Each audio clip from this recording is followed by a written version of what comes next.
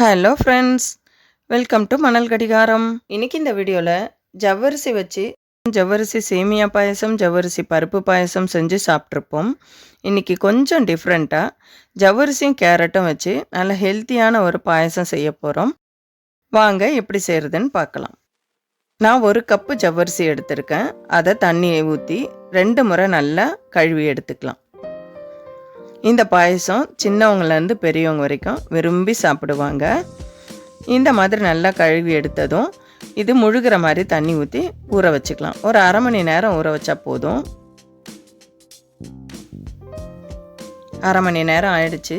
இப்போ பாருங்கள், ஜவ்வரிசி நல்லா ஊறி வந்துருச்சு. இதுக்கு மேலே ஊற வச்சா ஜவ்வரிசி மாவு மாதிரி ஆகிடும். இப்போ நம்ம ஒரு பாத்திரத்தில் 2 டேபிள் ஸ்பூன் நெய் சேர்த்துக்கலாம். நெய் நல்லா சூடானதும் 1 கப்பு துருவின கேரட் சேர்த்துக்கலாம். இந்த ஜவ்வரிசி எடுத்த அதே அளவு தான் கேரட்டும் எடுத்திருக்கேன். இதை நல்லா இந்த நெய்யிலேயே வதக்கி வேக வச்சு எடுத்துக்கலாம். ஸ்டவ்வை லோ ஃப்ளேமில் வச்சுட்டு வேக வச்சு எடுத்துக்கலாம். பாருங்கள், நல்லா வதங்கி வெந்து வந்துருச்சு. இப்போ இதை தனியாக எடுத்து ஒரு தட்டில் வச்சுக்கலாம்.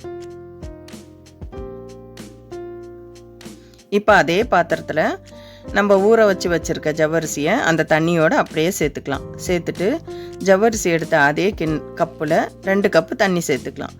சேர்த்துட்டு நல்லா கலந்து விட்டுக்கலாம். இது ஒரு 5லேருந்து 10 நிமிஷத்துக்குள்ளே சீக்கிரம் வெந்து வந்துடும். ஸ்டவ் லோ ஃப்ளேம்லேயே வச்சு வேக வச்சு எடுக்கணும். பாருங்கள், நல்லா வெந்து வந்துருச்சு. இது அப்படியே இருக்கட்டும். இப்போ ஜவ்வரிசி எடுத்த அதே கப்பில் 1 கப்பு வெல்லம் சேர்த்துக்கலாம்.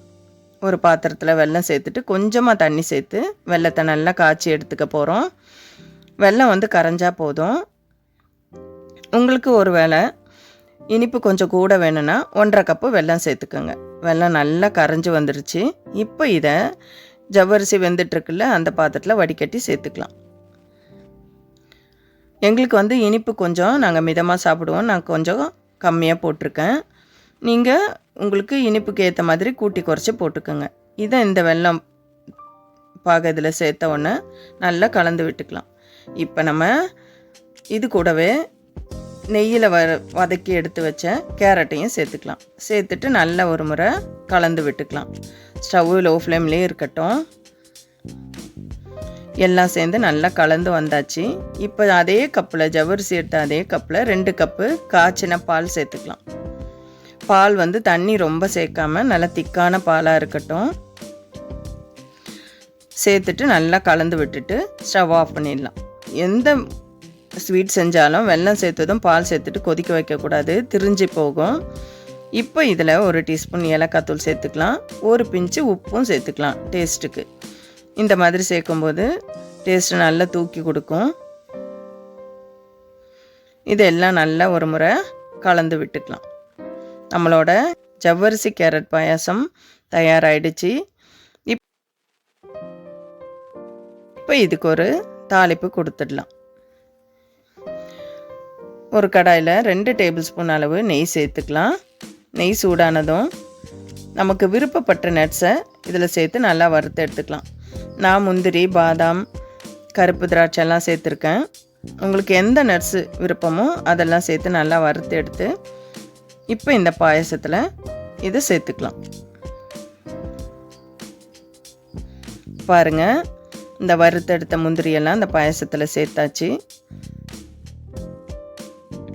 நம்மளோட ஜவ்வரிசி கேரட் பாயாசம் ரொம்ப சூப்பராக தயாராகிடுச்சு.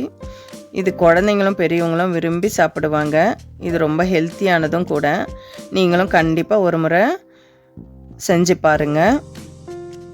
கேரட் சாப்பிடாத குழந்தைங்க கூட இந்த மாதிரி பாயசத்தில் சேர்த்து செஞ்சு கொடுத்தீங்கன்னா கண்டிப்பாக விரும்பி சாப்பிடுவாங்க.